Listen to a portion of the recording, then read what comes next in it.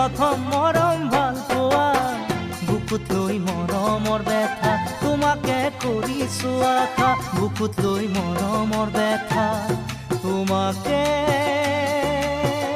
কৰিছো আশা